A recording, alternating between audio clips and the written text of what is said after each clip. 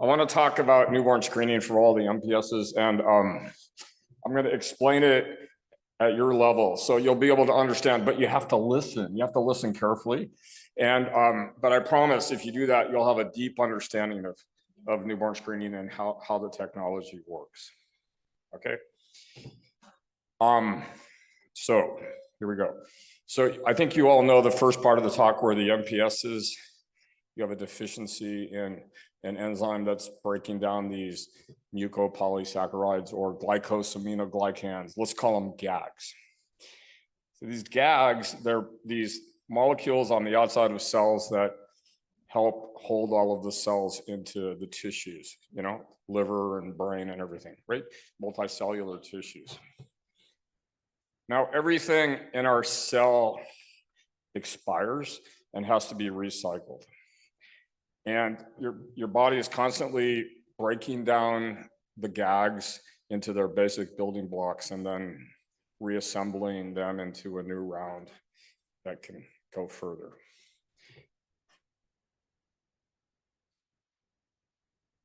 But the GAGs are on the outside of the cell, and all the breakdown occurs on the inside of the cell. So somehow we have to get the GAGs inside the cell for their turnover as they expire. So this is all about bubbles. Let me show you how bubbles work. You all know this. So, you know, bubbles form by budding off of long tubes. You all know that. And you also know that two bubbles can come together and make one bubble. We call this fusion, right? And this is particularly important for MPSs because what's inside one bubble is different than what's inside another bubble, but when they fuse, they're both inside the same bubble, okay? So you all know about bubbles. So these GAGs, which are on the outside of the cell, they're brought into cells by bubble formation. The skin of the cell, the membrane, is constantly invaginating and pinching off to form a bubble. So these GAGs on the outside of the cell, they're on the inside of the bubble. It's that simple. Now the enzymes that break down the GAGs and are deficient in MPSs, they live inside another bubble called the lysosome. We have to bring the GAGs in the same compartment as the lysosome. So you know how this occurs, bubble fusion. So this bubble with the GAGs fuses with the lysosome where the enzymes are found, and this recycling can occur. So you all know that MPSs are caused by deficiency of an enzyme, different MPS, different enzyme. And the enzyme is a machine, a protein machine that breaks down the GAGs. The enzyme has a cavity that binds the GAGs, cuts the GAG, and breaks it down, okay? And then the enzyme can go on and do more GAGs. It's like a salon barber, right? The client walks in, the barber modifies the client. The modified client leaves, another customer comes in, same barber, starts again. Now, let's say the barber takes 10 minutes to do a haircut. Customers come once an hour, no problem. Barber keeps up with the customers. But now let's say the barber has, let's call it a mutation that makes them slower. Takes an hour for the haircut. The customers coming once per hour start to queue up. And let's say even slower, the barber takes several hours. Now the customers start to build up inside the barber shop and all hell breaks loose. And that is a lysosomal storage disease. So it's a mutation in the DNA that makes the enzyme that breaks down the GAG slower. So the GAGs accumulate, you have a disease. I think you all understand that, you all knew that. Now, let's talk about the choreography of GAG breakdown. You have these GAGs, they're long chains, and it turns out they're broken down from the end, okay? So the first enzyme takes off the triangle, then the next enzyme takes off the square, the next enzyme takes off the circle, and you start again. This repeats, and the chain is broken down. from the end. Now, I showed you the enzyme is like a lock and a key. It only binds the lock only binds the key. So enzyme 2 cannot act on this stuff up here until the triangle is removed. Okay, so it's highly orchestrated. Everything goes in order. Enzyme 1, enzyme 2, enzyme 3. It's ordered. Okay, highly ordered. So how do we detect these things for newborn screening? We take the dried blood spot and we're going to measure the speed of each barber, each enzyme that's involved in the gags. So enzyme 1 takes off the triangle, enzyme 2 takes off the square, enzyme 3 takes off the circle, in that order. Okay, and we can measure these fragments of gags using a technique called mass spectrometry. Now, what is mass spectrometry? So we're just measuring the barber do its thing, and we're measuring the speed at which that happens. So the mass spectrometer, it's exactly a machine that shoots molecules into a tube, and they travel down the tube, the length of which depends on how much they weigh. It's like throwing a baseball versus a bowling ball. You know, you take a bunch of baseballs that have the same weight, you throw them with the same force, and they travel a lot further than a bowling ball.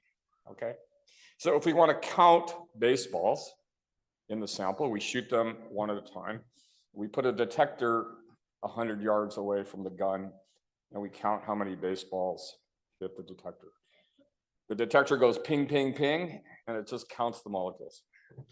We don't count bowling balls. We could move the detector closer and count the bowling balls if we want. So we can count molecules based on how much they weigh, even when they're in complex solutions like blood.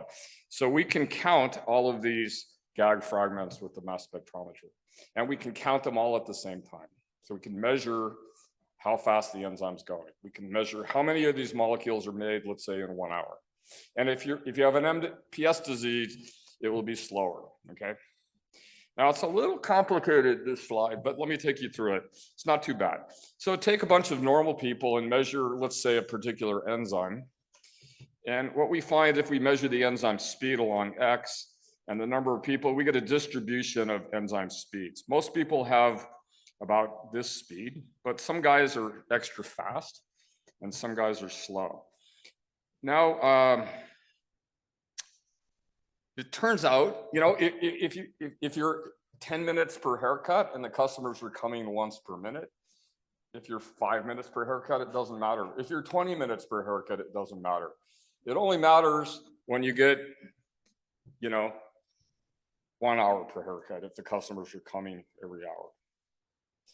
So what we expect for the MPS patients is that they will form a distribution at much lower enzyme speeds, and that's what we see. But unfortunately, there's a little bit of overlap at the tail. That is, if we take the blood spot from a non-MPS patient that happens to have a very low amount of enzyme speed, but not sick, he or she may have the same activity as an MPS patient that happens to be at the higher end of the spectrum for those. Now, what causes this overlap? We don't know.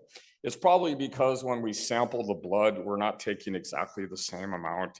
But anyways, the idea is we're going to set the cutoff at the blue line to be on the right edge of those MPS patients. So we don't want to miss any of them, but we're going to get some false positives. You can see there are going to be some normal people below that line, to the left of that line. We're going to get some false positives, and that causes family anxiety. That's not good.